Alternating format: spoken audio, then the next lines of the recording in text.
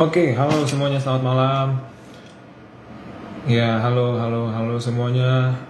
Terima kasih yang sudah bergabung pada live Instagram kita pada malam hari ini. Ya, dan yang baru mungkin bergabung, ya, baru mungkin mengetahui RDK Lihat Sekuritas, ya. Saya ucapkan selamat datang. Salam kenal untuk semuanya. Bagaimana kabarnya pada hari ini? Ya, di malam hari ini, terima kasih sudah meluangkan waktunya untuk bisa bergabung di live Instagram kita, RDK Lihat Sekuritas bersama dengan Creative Trader pada malam hari ini. Semoga semuanya dalam keadaan yang sehat, ya, dalam keadaan yang cuan selalu. Ya, kembali lagi bersama saya, Paul Kevin, Business Development RDK Lihat Sekuritas dalam live Instagram RDK pada malam hari ini. Ya, dan pada live Instagram kita kali ini kita akan banyak berbincang ya dengan bintang tamu yang sangat spesial, seorang trader yang sudah sangat berpengalaman di pasar modal dan aktif mengedukasi juga lewat berbagai media sosial mengenai strategi investasi saham, khususnya mengenai analisa bandarmologi. Ya, siapa lagi kalau bukan Pak Arga Jonathan Karo-Karo dari Creative Trader. Oke, kita akan coba mengundang Pak Arga untuk bisa bergabung bersama kita dalam live Instagram pada malam hari ini ya.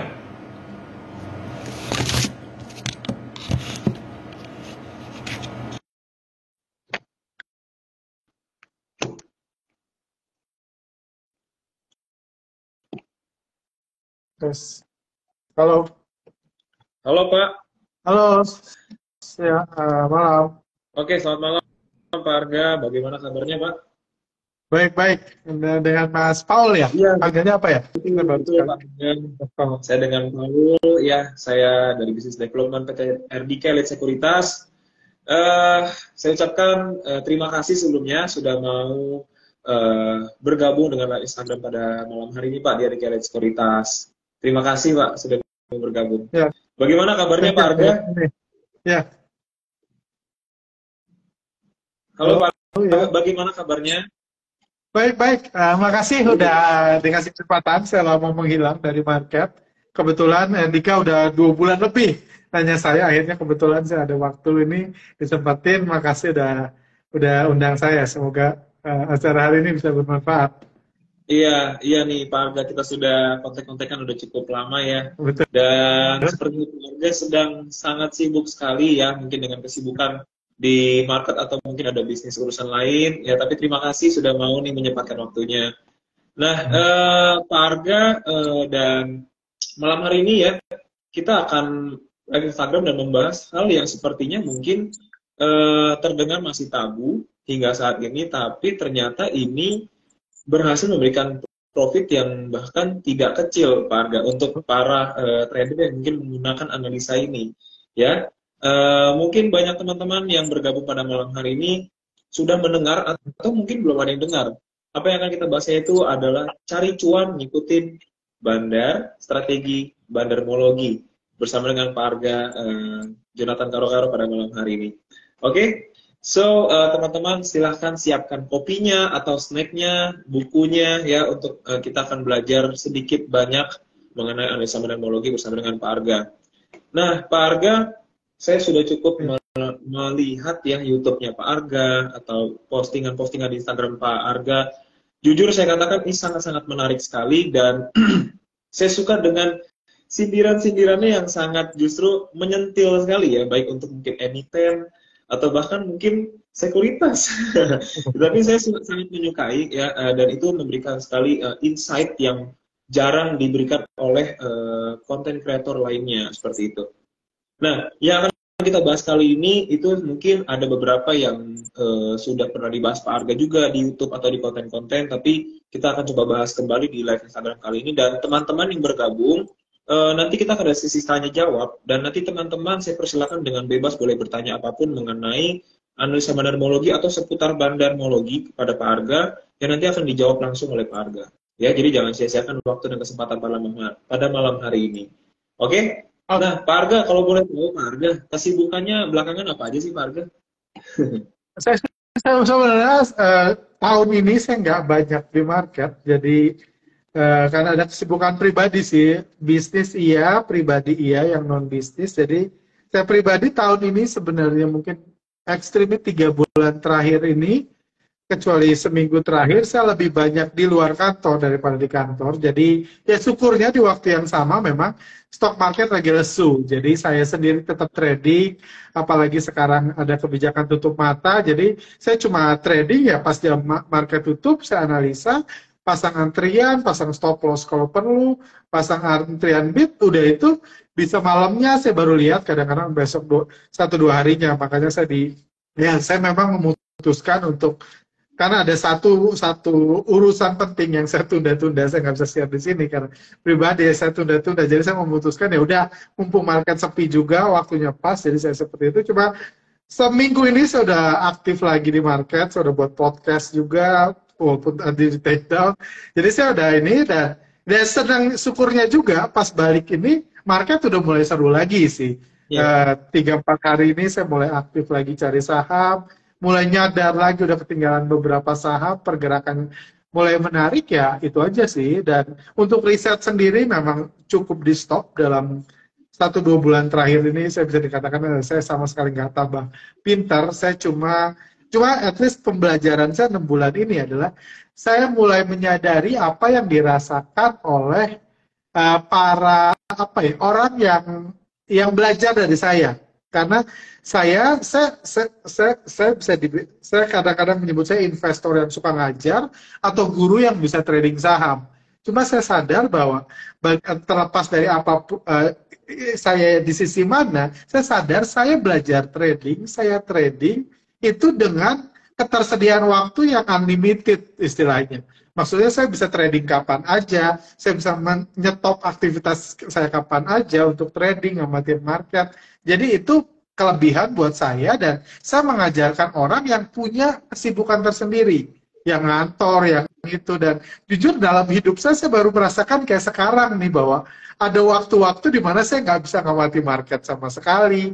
Ada hari-hari di mana yang terlepas dari saya mau, saya nggak bisa untuk menganalisa mendalam kayak gitu. Jadi saya dalam periode ini saya memikirkan analisa-analisa yang lebih simpel, yang lebih praktikal, yang bisa dilakukan orang sibuk sekalipun. Karena di satu sisi saya menyadari saya juga nggak mau mayoritas orang trading jadi full time trader. Menurut saya lebih baik ini jadi sampingan aja. Jadi itu pembelajaran saya, walaupun ya masih terus belajar karena project saya pun masih akan dimulai 1-2 bulan lagi, bisa menghilang lagi. Cuma ya itu pengalaman saya pribadi. Mudah-mudahan ya nanti atau poin saya bisa rangkum semua jadi ajarin ke orang-orang yang sibuk. Karena bagi saya jauh lebih baik orang itu sibuk di dua sisi, trading ya, dan di sektor real juga iya. Menurut saya itu mayoritas orang lebih cocok seperti itu daripada di depan monitor setiap saat kayak gitu.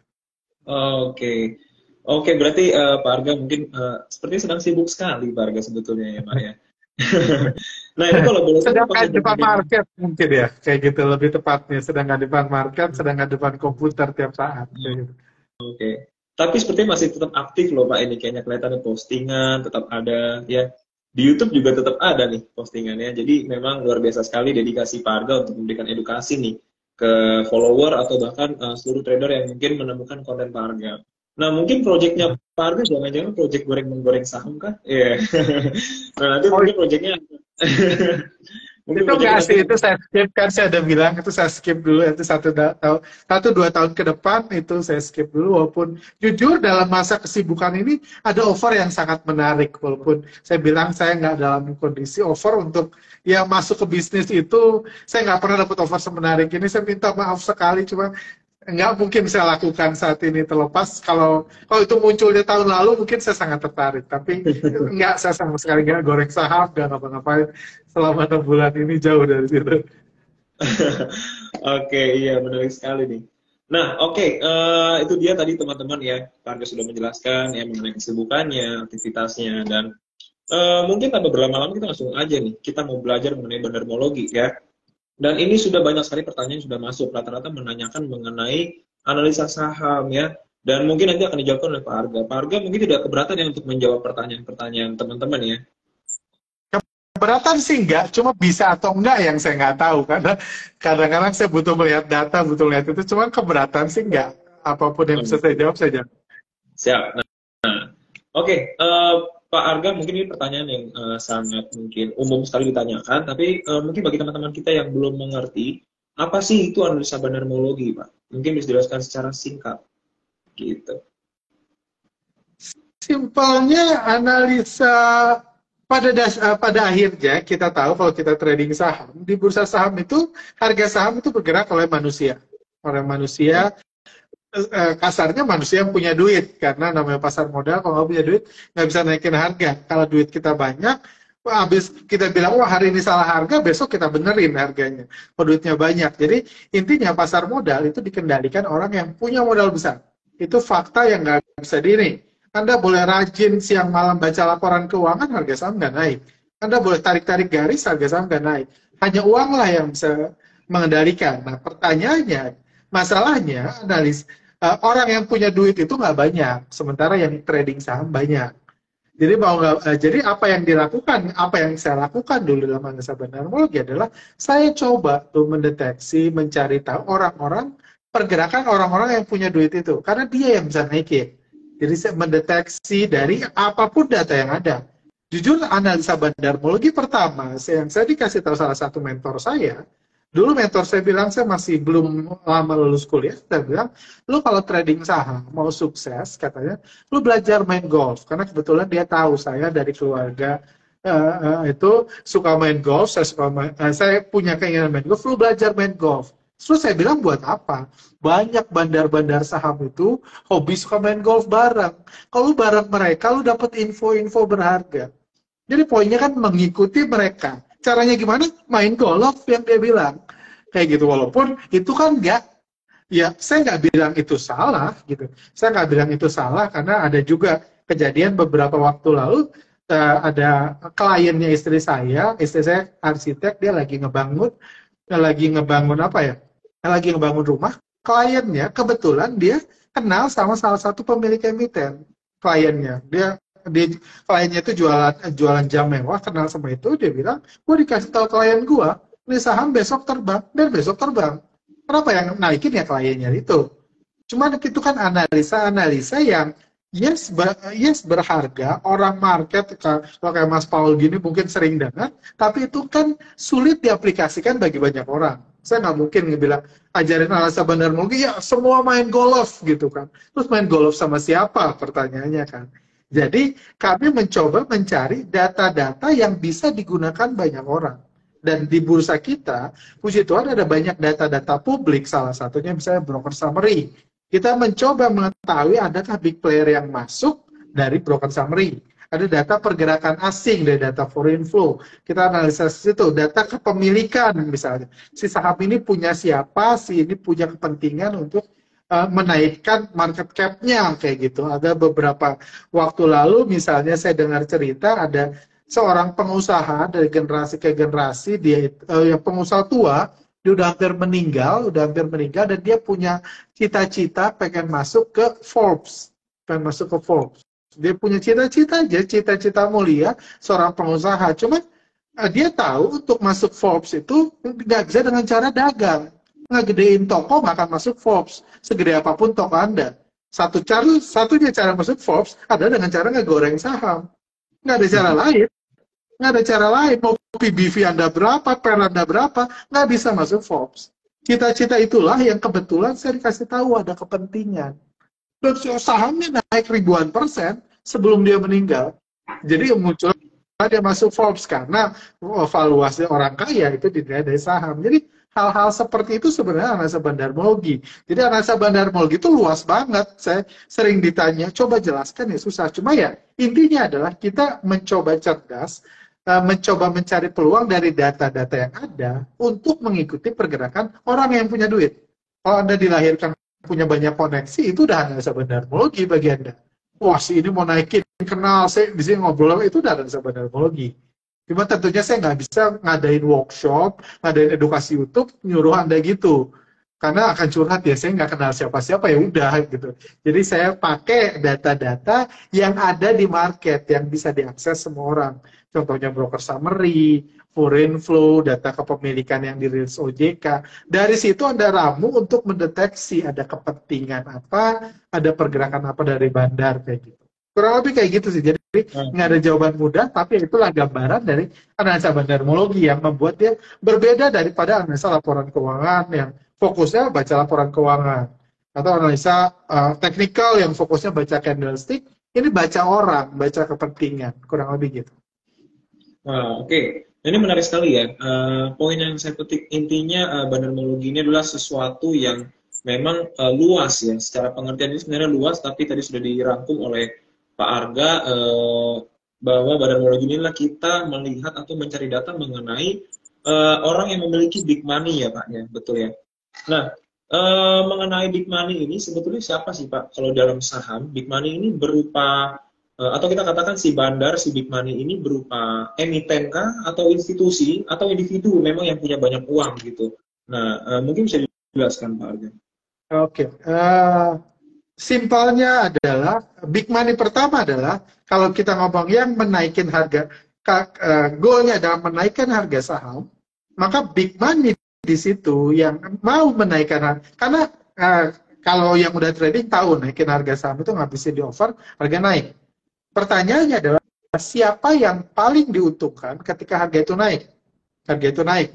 Misalnya, kalau Anda tanya emiten perusahaan secara ini, apakah perusahaan diuntungkan kalau harga saham naik? Jawabannya tidak. Karena teller Bank BCA nggak diuntungkan, gajinya nggak naik ketika harga perusahaan naik, harga saham naik. Direktur Bank BCA juga nggak diuntungkan kalau harga saham. Jadi kalau Anda ngomong emiten dalam ruang lingkup perusahaan operasional itu tidak tentunya. Emiten nggak ada urusan apa-apa dengan naik turunnya harga. Karena dia tidak diuntungkan, ngapain dia ngeluarin duit untuk sesuatu yang tidak menguntungkan dia. Cuma beda cerita kalau Anda ngomong pemilik emiten. Itu sudah beda ceritanya. Karena pemilik emiten adalah pemegang saham mayoritas. Kalau harga sahamnya naik, dia diuntungkan. Kayak tadi, mau masuk Forbes, harga saham harus dinaikkan. Dia bisa diuntungkan dalam kondisi kayak gitu, itu dianggap bisa diuntungkan. Jadi, siapa yang mungkin punya kepentingan menjadi bandar, salah satunya adalah pemilik emiten. Pemilik emiten bisa diuntungkan. Itu dengan catatan. Jadi di bursa kita, tidak semua pemilik emiten sahamnya dicetak di bursa. Ada saham itu ada berupa warkat, ada berupa scriptless. Warkat itu ya kepemilikan di notaris saja. Itu jadi kalau pemilik emiten sahamnya berupa warkat, itu dia tidak diuntungkan karena harga saham naik pun dia nggak bisa jual. Nilai perusahaannya naik dia nggak bisa jual. Jadi itu dicoret lagi tuh. Pemilik emiten yang kepemilikannya bukan warkat dicoret juga. Yang warkat dicoret. Jadi lagi ngomong pemilik emiten yang sahamnya scriptless itu diuntungkan dengan kenaikan harga. Itu lagi ngomong kepentingan. Pertanyaannya sekarang, kepentingan oke, kalau gitu banyak orang punya ini. Selanjutnya ngomong skill. Karena naikin harga main hajar kanan tanpa knowledge itu mahalnya luar biasa. Betul. Kalau main hajar kanan tanpa knowledge, tanpa apa, tanpa influencer, tanpa promosi itu mahalnya luar biasa. Naikin kayak gitu. Akan butuh skill lagi. Skill itu juga di-provide oleh orang-orang tertentu. Gua bisa bantu nih naikin harga lu. Lu pengen nilai perusahaan lu tinggi supaya orang tua lu meninggal dalam kondisi bahagia masuk Forbes, gua bantu nih dengan biaya segini, dengan kepemilikan lu itu bisa dinaikin. Itu juga bisa disebut bandar. Orang yang punya skill untuk menaikkan harga kayak gitu. Atau juga bisa kolaborasi. Ada orang yang punya skill, ada pemilik perusahaan, ada fund manager yang wah, gue mau buat reksadana nih, reksadana gue supaya outperform, butuh saham yang harga sahamnya bisa naik secara luar biasa. Kebetulan nih orang punya kepentingan yang sama, jadi bergabunglah 3 institusi yang diuntungkan ketika harga saham itu naik. Karena bandar intinya, karena jadi bandar itu nggak murah. Jadi bandar itu nggak murah kayak gitu. Saya punya saham-saham yang saya tahu saya bisa naikin, cuma saya sendiri takut karena jadi bandar itu nggak murah. Kayak gitu. Jadi Anda harus punya kepentingan yang besar, punya skill dan punya uang. Itulah yang bergabung jadi satu bandar seperti itu.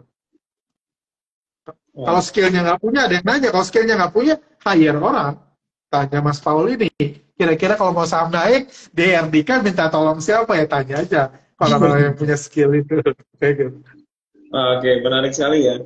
Jadi memang semuanya ini berdasarkan dari kepentingan ya. Kepentingan si big money ini maunya seperti apa nanti Mereka punya uang, lalu ditambah dengan skill yang mereka punya untuk bisa menggoreng atau menaikkan harga saham tersebut untuk mencapai kepentingannya. Nah, kalau misalnya kita berbicara mengenai kepentingan ya, kalau kita perhatikan Pak, tahun ini sepertinya banyak sekali saham-saham IPO Pak. Mungkin Pak Arga juga memperhatikan ya. Kurang lebih ada 50 lebih ya untuk tahun ini dan sepertinya masih akan ada lagi yang IPO sampai akhir tahun. Nah, kalau kita lihat, kita perhatikan dari emiten-emiten yang IPO ini, ada yang mungkin laporan keuangannya kita lihat cukup menarik atau mungkin ada yang sepertinya biasa-biasa saja seperti itu ya. Nah, menurut Pak Arga sendiri, apakah rata-rata ya untuk emiten yang sudah IPO belakangan, kepentingan mereka ini apa Pak kira-kira Pak? Apakah memang mereka hanya ingin menambah modal untuk usaha atau ada kepentingan lain di bursa? Karena sepertinya di tahun-tahun sebelumnya tidak seramai ini dan tahun ini sepertinya sangat ramai sekali. Bagaimana pandangan Pak Arga? Ya, saya percaya trennya ke depannya akan semakin ramai karena ya menjawab pertanyaan tadi yang ujungnya nggak menjawab karena pada akhirnya bursa saham itu menjembatani begitu banyak kepentingan, begitu banyak kepentingan dari berbagai pengusaha. Jadi pengusaha itu kalau kita yang ini ngelihatnya pengusaha itu enak, cuy. Jadi pengusaha itu susah loh. Bisa pengusaha ngerasa bisnisnya nggak maju-maju aja karena butuh modal. Cuma nggak ada yang mau ngasih dia modal. Nggak bisa minjam ke bank, nggak ada jaminan. Jadi butuh investor. Investor, kalau Anda punya bisnis menengah, minta ke investor kaya akan nginjek Anda. Dia digencet lalu akan mampus lu di perintah-perintah sama orang kaya. Kayak gitu. Butuh proses pendanaan lain. Bursa saham ngasih fasilitasi. Pendanaan dari masyarakat retail yang nggak tahu apa-apa. Bagi seorang pemilik usaha, nggak ada investor yang lebih jadi idaman selain investor yang ngasih duitnya ke Anda, yang dia lihat cuma candlestick. Anda happy banget gitu kan. Kalau pengusaha beneran, lu lihat gaji pemilik, aset semua dinilai. Ini yang dilihat candlestick-nya doang. Bahagia banget. Itu satu kepentingan. Buat menjembatani, buat ekspansi usaha. Ada lagi pengusaha yang saya kenal. Pengusaha yang pengen mewariskan usaha ke anaknya. Cuma anaknya nggak pengen melanjutkan usaha orang tuanya. Gimana dong kalau gitu kan? Ya udah diwariskan, ya udah kita jual aja perusahaannya. Gimana jualnya? Lewat bursa saham. Kita IPO kan, kita jual uangnya buat diwariskan buat anak-anak. Kan anak gua ternyata maunya duit, nggak mau perusahaan. Gimana caranya perusahaan jalan iya, anak jalan iya, bisnis tetap milik keluarga dan anak dapat duit lalu lewat IPO. Ada bisnis yang mau bangkrut ditutup, asetnya nggak seberapa, di IPO kan. Jadi ada begitu banyak kepentingan yang difasilitasi oleh bursa saham. Jadi nggak bisa ditanya apa kepentingan, macam-macam banget. Kalau Anda mau akuisisi dan modal Anda, perusahaan Anda besar, Anda kalau akuisisi itu akuisisi biasa, itu pajaknya gede, lewat IPO bisa lebih murah. Jadi ada banyak banget kepentingan yang difasilitasi sama bursa dan semakin orang sadar ada begitu banyak kepentingan, semakin banyak orang yang akan IPO. Selama masa sibuk saya 6 bulan ini, tiap minggu ada orang hubungin saya minta dibantu IPO. Dan macam-macam banget yang keinginannya itu luar biasa banget kayak gitu. Tapi satu hal yang bisa saya bilang, IPO itu nggak murah. Jadi mungkin itu yang dibalik semua kepentingan yang ada, untuk IPO itu butuh modal besar. Mayoritas orang yang diskusi ke saya nggak sanggup bayar di modalnya. Gampangnya 5-10 M itu kadang-kadang butuh Anda miliki sebelum Anda IPO. Kayak gitu, itu sebabnya sekarang banyak fasilitator yang mengurangi bisnis itu, tapi kalau pakai fasilitator itu, ujungnya sahamnya jadi punya dia. Perusahaannya punya Anda, saham punya dia. Itu juga bagi banyak orang nggak cukup happy IPO cara kayak gitu. Jadi saham milik fasilitator, perusahaan milik Anda, kayak gitu. Seperti itu. Wow, ini semakin ini ya, masih pemanasan tapi sudah semakin dalam ini pembahasannya. Tadi ada yang ada Instagram atas nama Sandi, saya lupa namanya. Dia mengatakan jangan terlalu jujur Pak, nanti detailnya tambah pinter. Kalau retailnya tambah pinter, market bisa sepi, Pak. Nah, ini menarik sih sebetulnya membahas hal itu ya. Kalau misalnya Pak Arga terus memberikan edukasi mengenai bandarmologi, kepentingan big player, big money. Nah, apakah emang akan berdampak ya Pak ya? Kalau misalnya retailnya tambah pintar, tambah mengerti, apakah akan berdampak ke market atau mungkin bandar bisa lebih pintar lagi? Gimana nih menurut Pak Arga? Pertanyaan menarik sih. Tapi menurut saya itu jawabannya apa ya? Tergantung sudut pandang, tergantung masing-masing melihat. Contohnya, saya ketemu banyak orang yang menasehati saya, bisa bilang dengan dia cukup keras, mengatakan keberadaan lu itu jelek buat rantai makanan. Intinya, kan harus dibilang, kalau retailnya pintar semua, nanti bursa sepi, bursa tutup, lu sendiri yang rugi. Ini dan dia ngomong itu dengan mindset bahwa bursa saham itu baik buat negara, baik buat masyarakat pada akhirnya secara keseluruhan. Jadi kalau keberadaan saya merusak bursa, sebaiknya saya tidak ada. Itu mindset dia. Saya ngerti, saya paham apa yang dia katakan, dan saya nggak bilang dia salah. Cuma saya punya pandangan yang lain tentang edukasi. Karena menurut saya, salah satu yang menurut saya selama lebih dari hampir 15 tahun saya trader, menurut saya saat ini orang itu terlalu berusaha mencari investor baru yang lugu-lugu, investor baru nambah iya, tapi umurnya pendek-pendek. Karena ujungnya itu yang kita alami sekarang, baru trading 6 bulan ini ujungnya anak muda trading 6 bulan bangkrut, udah itu kepahitan, benci selamanya bursa saham sampai tua. Kenapa? Saya ketemu banyak orang seperti itu. Karena mereka ngerasa ujungnya mereka ketipu. Mereka ketipu dengan, wah ternyata nggak sesuai yang dipelajari. Mereka merasa ditipu. Mereka bukan merasa kalah, tapi merasa ditipu. Dan menurut saya, itu efeknya lebih parah. Kayak gitu. Karena kenyataannya seringkali harus ada yang untung, harus ada yang rugi. Jadi saya sama-sama pengen bursa kita bertumbuh. Bursa bertumbuh ujungnya asing untung, bandar untung. Mau nggak mau, ujungnya kayak gitu kalau mau bursa bertumbuh. Kalau bandarnya ditangkap, bursa runtuh, selesai. Cuma menurut saya, supaya bursa bertumbuh, harusnya retailnya pun udah cukup pintar. Contohnya, kasino. Dari dulu dibilang kasino itu judi-judi online atau apa, dari dulu dibilang itu perjudian, itu diatur oleh bandar, nggak mungkin menang, nggak pernah mati, nggak pernah mati. Orang kenapa? Karena orang di situ merasa kalah, bukan merasa ditipu. Kalau menurut saya, jadi nggak fair-fair aja menganggap lebih baik nggak diedukasi. Fair, menurut saya lebih baik diedukasi. Tapi at least kita di tujuan yang sama, pengen bursa ini tumbuh. Karena menurut saya, kalau orang ngerasa ketipu, bisa seumur hidup dia nggak balik ke bursa saham. Sementara kasino yang jelas-jelas dikendalikan oleh bandar aja bisa hidup terus. Jadi menurut saya, dengan diedukasi, orang mengerti, dan ujungnya memang kalau diedukasi, challenge-nya retail akan berusaha tambah pintar, dan bandar pun akan mengadjust strateginya. Tapi menurut saya, itu perlombaan yang lebih sehat. Daripada bandarnya gitu-gitu aja, retailnya lugu-lugu aja, ujungnya retail kapok. Menurut saya itu nggak sehat buat jangka panjang. Tapi itu penilaian aja sih, kita nggak tahu mana yang baik, mana yang enggak, mana yang benar enggak. Cuma at least saya ngomong ke orang yang melarang saya pun, sebenarnya tujuan gua sama lu itu sama. Kita pengen berusaha bertumbuh. Cuma kita punya sudut pandang yang lain untuk tujuan yang sama. Ya udah fair-fair aja kan. Lu di urusan lu, gue di urusan gua. Dan saya percaya akan mendapatkan market yang masing-masing. Orang yang pengen pinter, yang pintar pun bisa kalah. Tapi tahu gua kalah, gua kejebak, gua kegocek. Menurut saya itu lebih ini, coba lagi, latihan lagi. Kayak gitu.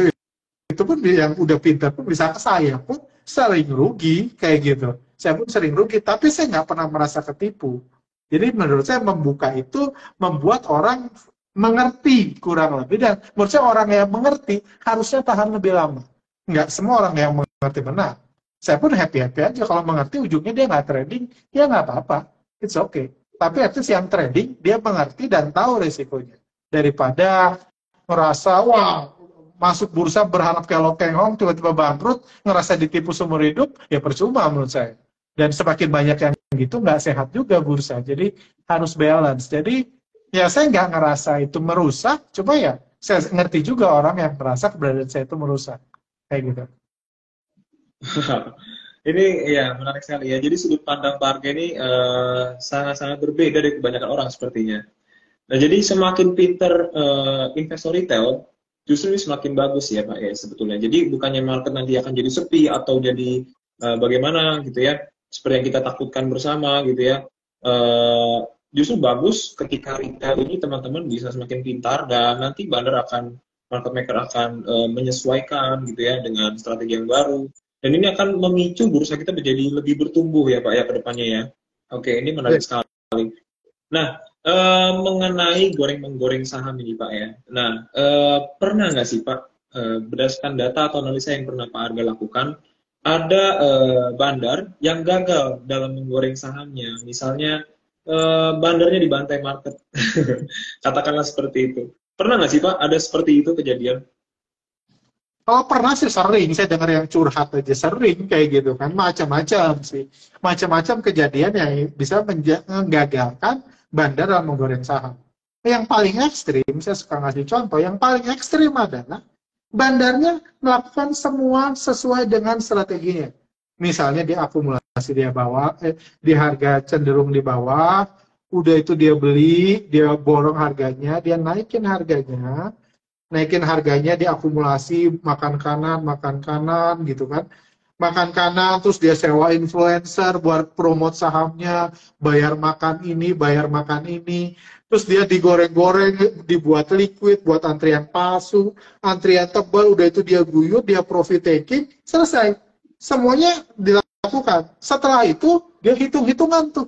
Modal akumulasi berapa, modal naikin berapa, bayar fee sekuritas berapa, bayar ini berapa, terus gue cuan berapa, kagak balik modal dia bilang. Bahkan bisa seperti itu loh, kayak gitu. Dia melakukan semuanya, tapi ternyata biayanya lebih mahal daripada average dia beli sama average dia jual. Selisihnya itu nggak nutup biaya operasional dia, yang termasuk gaji pegawai dan lain-lain, itu aja bisa.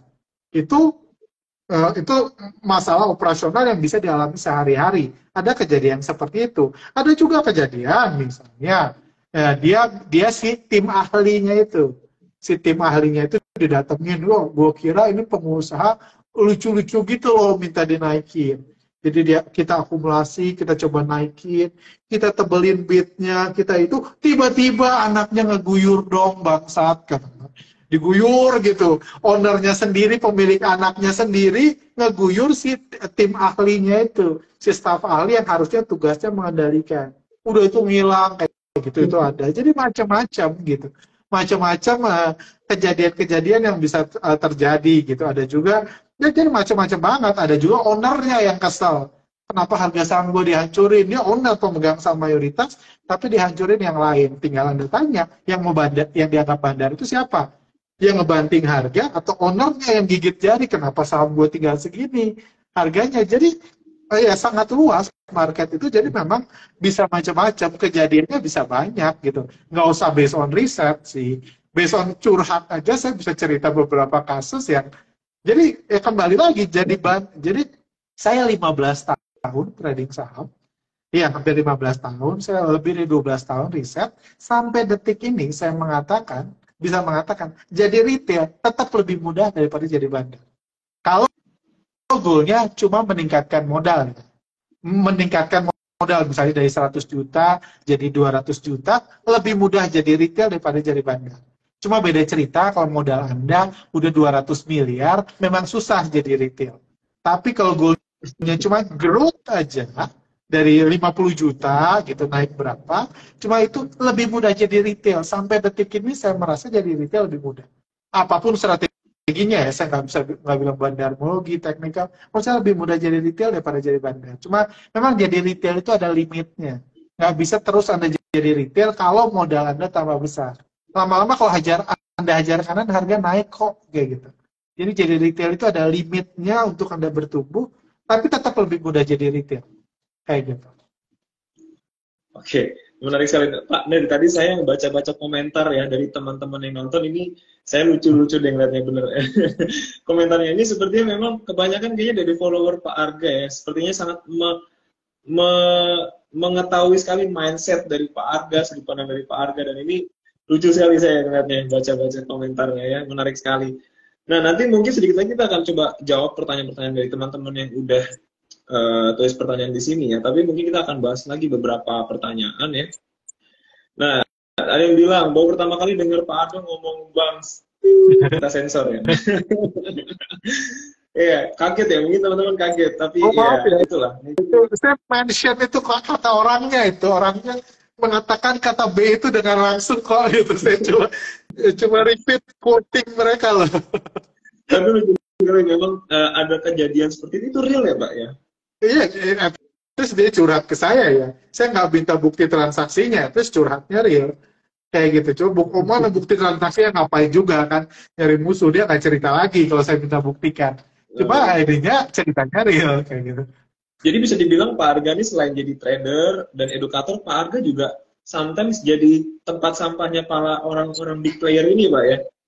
Ya nggak tempat sampah juga kan, kenal doang kan. Kalau kenal kadang-kadang saya lagi bete kan saya ngomong juga kan, nggak saya nggak ada layanan curhat bandar tuh nggak ada kok. Kenal doang kebetulan. Tempat curhat bandarnya menarik, Pak. Oke.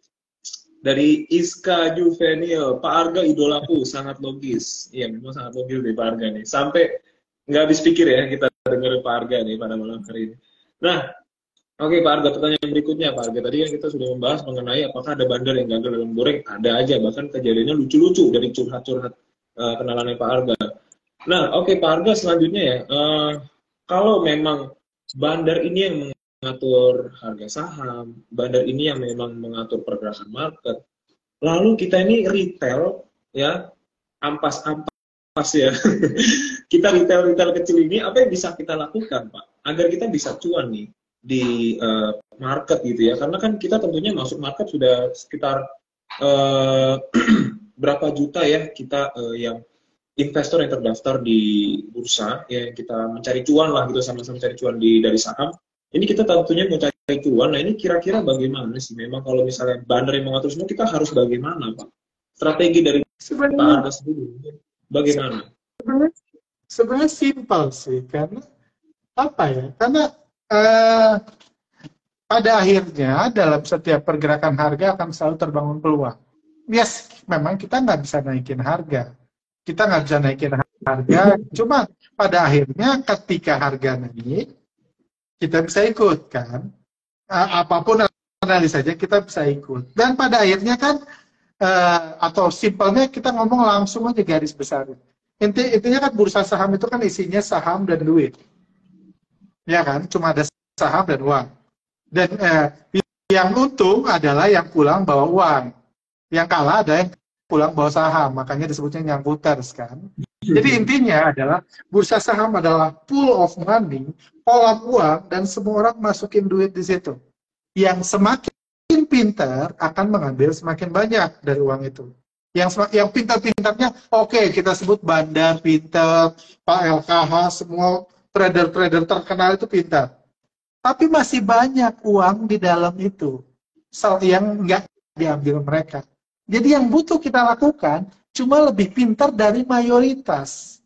Lebih, nggak usah lebih pintar, lebih dari mayoritas. Kan ada 5 juta tuh. Masa sih Anda nggak bisa lebih pintar dari 4 juta?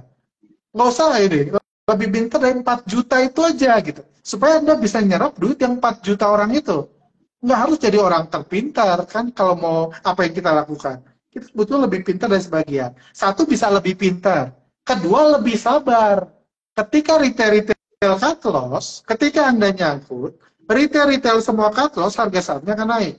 Kalau Anda lebih sabar, Anda bertahan lebih lama, Anda ke bawah naik.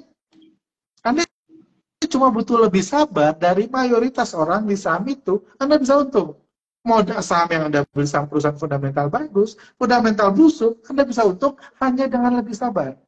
Atau Anda lebih pintar, atau lebih sabar, atau lebih modal, goreng sendiri. Cuma goreng sendiri mungkin itu cuma sejumlah orang yang bisa, ya gue lebih kaya, jadi gue bisa naikin. Ya udah beda cerita lah ya. Itu paling simpel. Jadi sebenarnya Anda nggak harus mengalahkan semua orang di bursa. Anda hanya butuh mengalahkan mayoritas. Dan kalau Anda lihat komen-komen orang lihat di grup-grup, banyak orang yang nggak pinter-pinter banget kok di bursa, yang harusnya Anda bisa lebih pintar dari dia, kayak gitu. Jadi Anda cuma butuh itu, Anda bisa menang kesabaran, menang kepintaran, atau umumnya kombinasi. Saya yakin kok dari misalnya 5 juta orang di bursa saham, 4,5 jutanya rugi, 500 ribunya untung. 500 ribunya Anda cuma butuh masuk di situ. Anda udah untung. Kalau Anda ngomong untung, udah untung. Dan poinnya cuma, bursa saham cuma adu sabar, adu modal, atau adu pintar. Anda pilih aja.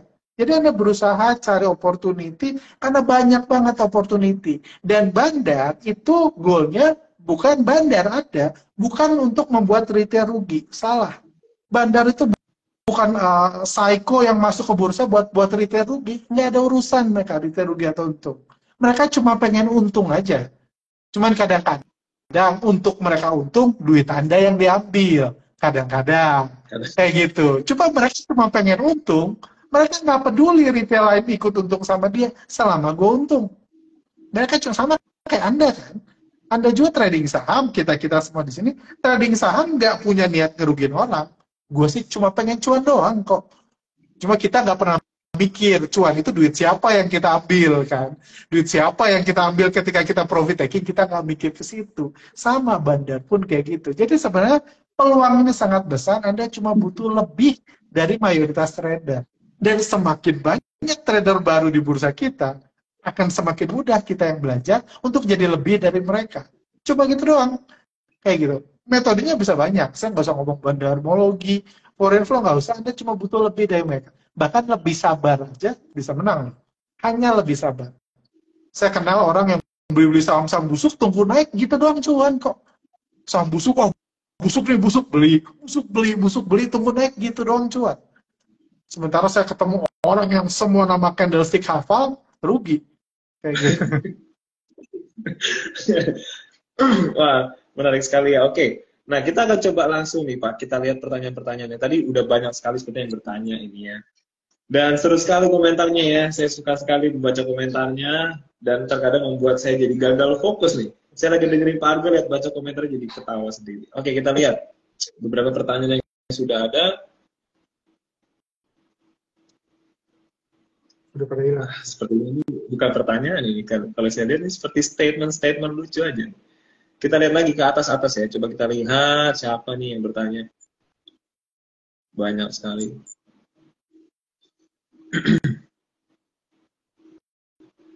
Boleh dong teman-teman yang tadi mungkin bertanya belum sempat dijawab ya, belum sempat kita tanyakan ke Pak Arga, boleh diketik lagi nih pertanyaannya sambil saya lihat.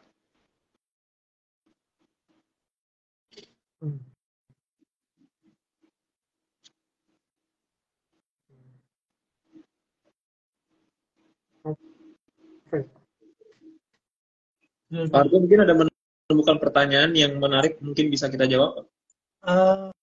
Saya nggak tahu cara bukanya sih, coba ya. Saya nggak kok ngeklik ke orang, oh iya baca ya. Update YouTube saya akan saya update. Saya tadi update YouTube cuma salah. Saya harus recording ulang, mudah-mudahan sempat karena besok saya ada workshop di Jakarta. Tadi apa ini? Bang Arga pro atau kontra sama Pak LKH? Pro. Kalau sesimpel itu ditanya, saya pro. Tapi bahasa saya seakan-akan saya tidak pro, saya ngefans loh sama beliau. Cuma saya kadang-kadang saham saya pribadi saya bully kok kayak gitu. Cuma kalau bahasa saya seakan-akan saya kontra, saya pro. Kalau pertanyaannya sesimpel itu pro, walaupun ya kadang pro sama beliau bukan berarti saya harus tidak mengedukasi orang lain kan. Tapi saya ketemu dia, saya hormat, dan saya pernah satu acara sama dia dan saya sangat hormat dan ini banget sama beliau. Dan saya pro kemampuan beliau beradaptasi dengan market, itu juga buat saya tambah kagum. Kayak gitu. Lanjut, nah, silakan. Ya, kalau ada pertanyaan lain, itu tadi saya dapat bacanya itu. Ini baru masuk sih pertanyaannya. Yang ke atas ini kayaknya belum sempat saya bisa baca ya, karena banyak sekali komentarnya. Nah, ini ada pertanyaan, adakah hubungan khusus antara bandar dengan sekuritas? Nah, itu gimana tuh Pak jawabnya? Ya, Mungkin boleh dijawab juga hubungan harusnya jangan khusus. saya jawab dong. Itu kan nanyanya ke sekuritas, masa saya yang jawab. Jangan kita jawab ya. Hubungan khusus ya pasti sekuritas kasih fee lebih murah kan buat yang transaksi lebih besar, kasih antrian lebih lebih cepat. Itu hubungan khususnya dan bagaimanapun bandar kan harus jual belinya pakai sekuritas. Saya sih cuma tahu di situ ya, sisanya mungkin Mas Paul lebih ngerti jawabnya. Apalagi? Pertanyaannya banyak yang lucu, nyeleneh gitu ya. Hmm. Pak, apa bisa retail bersatu jadi bandar saham? Nih, dari George Stephen, akun underscore George Stephen. Apakah bisa nih retail bersatu jadi bandar? Kalau disatuin duitnya mungkin bisa kali Pak ya? Kalau ngomong nyatuin duit bisa. Hajar kanan. Yuk kita sepakat nih, kan ini ada 278 orang, 279 nih ya. Kita pilih tadi ada Sam Hutch katanya ya. Nah, Hutch, HGG. Hutch itu kan udah jatuh kan? Kita lihat Hutch itu jatuh, udah nggak terlalu liquid. Kita sepakat nih hari ini gitu. Kita tanda tangan perjanjian, besok kita hajar kanan Sam Hutch, besok naik Sam Hutch. Kalau cuman menjadi bandar seperti itu ya. Yuk hajar kanan, besok naik nih Sam Hutch, kita yang live di sini, kita ngumpulin duit kita naikin harga itu bisa. Cuma pertanyaannya apakah jadi bandar cuma naikin doang? Pertanyaannya setelah itu, wah nggak bisa cuma naik, harus ada yang nebel antrian. Biar retail-retail yang nggak ngikutin kita, juga ngeliat, wah ini antrian, kan yang nggak ikut live ini, retail-retail yang nggak ikut live ini, juga pengen ikut beli. Pengen ini hajar kanan, biar viral, biar ini harus ada yang nebel antrian, harus kerek naik lagi, segala macam. Jadi biayanya mahal. Pertanyaannya, setelah itu terjadi, misalnya dari 170 ini, dari 268 yang live sekarang, 250-nya setuju. Kita tebelin antrian ya, biar orang-orang ikut nebelin antrian juga. Pertanyaannya, apakah Anda yakin ketika harga udah kita naikin, Anda tebel antrian di harga atas, saya nggak jualan. Kan harga udah naik nih kan, harga udah kita goreng, udah di atas, anggaplah harga Hutch itu sekarang berapa sih, tadi ada yang nanya Hutch soal. Harga sekarang di 140. Anggaplah kita goreng ke 300, kita hajar kanan ke 300, udah itu pasang antrian di 300, 298, 295, pasangnya antrian yang tebal, tujuannya biar orang lain juga pasang antrian, baru niatnya kita profit taking yang live di sini. Cuma ketika Anda pasang antrian, apakah Anda yakin saya nggak akan profit taking duluan? Gitu aja dulu mikir-mikir kan. Ini kita lagi ngomong retail bersatu ngegoreng harga. Anda, wah jangan-jangan Pak harga profit taking duluan. Kalau Anda sama saya aja nggak percaya, gimana sama 280 lain yang ada kenal pun tidak, gitu kan. Jadi ujungnya cuma selangkah doang bisa, ujungnya bantai-membantai. Retail sama ini karena semua cuma pengen cuan kan. Wah ini antrian tebal, harga naik, ya udahlah gue profit taking di sini aja. Ujungnya retail akan bantai-membantai. Dan kalau retail dengan mudah bisa naikin harga, harusnya saham bumi itu nggak gocap bertahun-tahun. Ada ratusan ribu retail yang nyangkut di situ, semuanya pengen harganya naik. Nggak naik tuh bertahun-tahun. Karena retail nggak bisa naikin harga. Kalau retail bisa naikin harga, semua pengen naik di situ. Cuma nggak ada yang bisa naikin. Kayak gitu. Jadi gitu sih. Jadi menurut saya, bagi saya sih, itu ilusi retail bersatu naikin harga. Karena ujungnya nggak saling percaya. Retail bisa lebih kejam dari bandar. Bilang ngebelin antrian atau malah buang kiri gitu, itu wajar banget kayak gitu.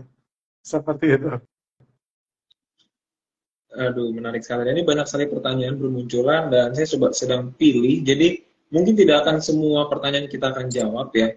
Tapi ada beberapa yang mungkin akan saya atau Pak Arga bisa pilih juga pertanyaannya.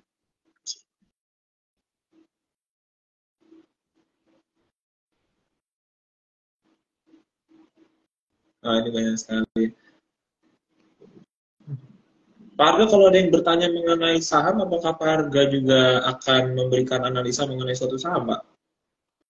Kalau mudah ya, karena saya sendiri nggak cepat menganalisa. Cuma kalau mudah, kalau saya punya, Saya dengan senang hati bilang sih, cuma tadi ada yang nanya Hajj, saya nggak punya dan nggak tahu. Saya akan butuh waktu lama, jadi boring kalau saya menganalisa, apalagi nggak ada gambarnya. Kayak gitu. Tadi saya baca Betul. pertama Hajj, apalagi. Sekuritas apa yang biasa dipakai bandar? Wah, banyak ya. Sekuritas asing, sekuritas. Nah, itu bisa juga itu ya sepertinya.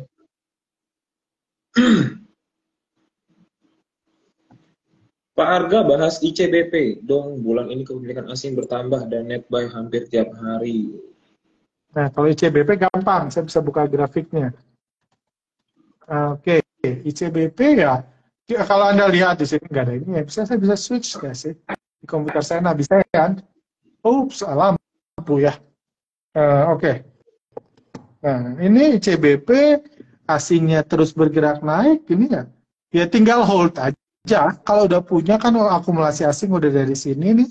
Dari sini ya tinggal hold aja sampai harganya. Semoga doakan harga sahamnya terus naik. Seperti itu ya. Apa yang mau dibahas? Ya bahagia aja sih, berharap asing terus naik, lokal terus jualan, kepemilikan asing terus bertambah. Sekarang kepemilikan asingnya di 65%, partisipasinya di 52. Ini saham perfect buat analisa foreign flow ya, saham yang sangat naik dan ya udah. Dan kalau Anda lihat di sini nah, seringkali nah di sini ini asingnya terus belanja tapi harga nggak naik. Di sini pengalaman main. Karena kadang-kadang orang ketika gini, wah udah bingung saham lain. Pas digoreng, nyesel. Kayak gitu. Atau ada kejadian, harga turun, tapi aslinya nggak jualan. Di sini pengalaman, ini akan berdampak lagi. Jadi sering kejadian-kejadian seperti itu terjadi. Cuma kalau Anda nanya, bahas ya nggak ada yang perlu dibahas sih. Asingnya masuk, harganya naik, kepemilikan asing banyak, partisipasi banyak, ya itu aja sih. Kalau beli sekarang, ya kalau Anda mau beli, bagus, cuma mau jual lebih bagus lagi, jadi asing bisa belanja. Kayak gitu sih. Oke, Lanjut. menarik sekali ya. Kalau Untuk CBP gampang ICBP. ya. Analisanya lebih singkat kalau dari Pak Arga nih. Emang seru kalau bertanya sama Pak Arga ya. Nah, tadi kan kita lihat ya Pak ya, ada saham mengenai ICBP tadi Pak. Asingnya terus masuk, tapi harganya belum bergerak mana-mana. Itu bagaimana Pak? Apakah itu disebut sebagai akumulasi atau pernah juga saya mendengar bahwa Pak Arga membahas mengenai perbedaan akumulasi dengan markup harga itu gimana Pak Arga? Apakah itu disebut dengan akumulasi kalau ICBP tadi asing masuk tapi harga nggak kemana-mana? Akumulasi berarti ada perpindahan kepemilikan dari orang-orang kecil ke orang besar. Simpelnya kayak gitu kan. Buyer dan seller harusnya sama kan. Yang ada beli 100 miliar harus ada yang jual 100 miliar. Kayak gitu itulah aku. Jadi ketika yang belinya lebih kaya dari yang jual dan jumlahnya sama-sama 100 miliar, itunya namanya akumulasi. Kalau kita baca bahas ICBP, yang kaya yang beli ICBP di sini investor asing, dijual dari investor lokal. Jadi kalau tadi ditanya harga nggak kemana-mana, itu nggak ada urusan. Selama lokal yang jual ke asing, itu namanya akumulasi. Mau harganya turun pun tetap akumulasi.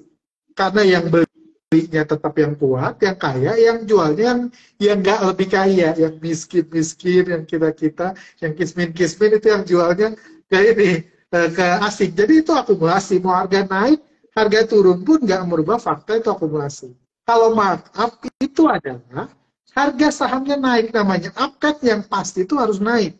Kalau akumulasi itu yang pasti bandarnya harus beli. Kalau markup itu yang pasti harus naik.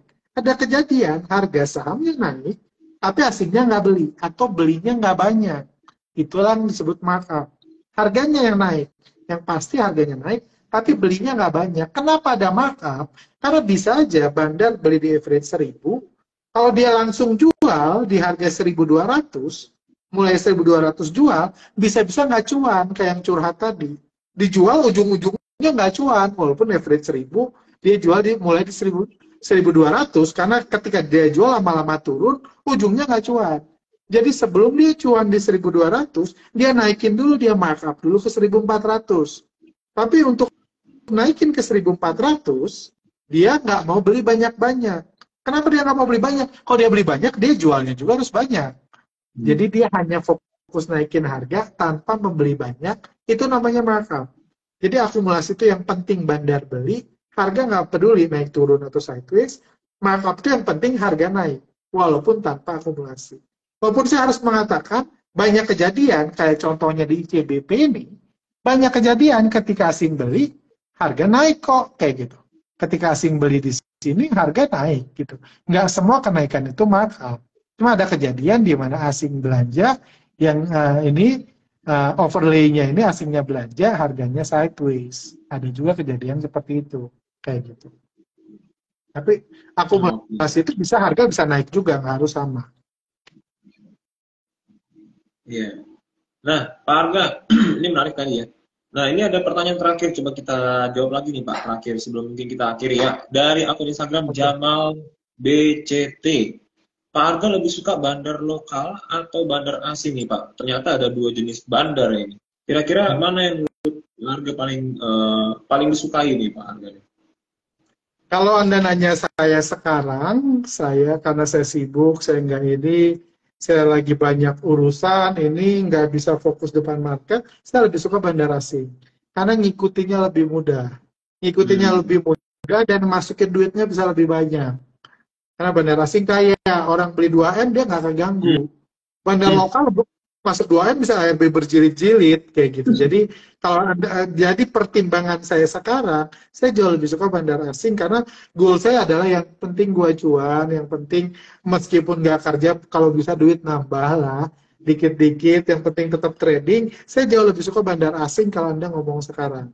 Dalam kondisi, jadi lagi ngomong kesibukan saya ya, River.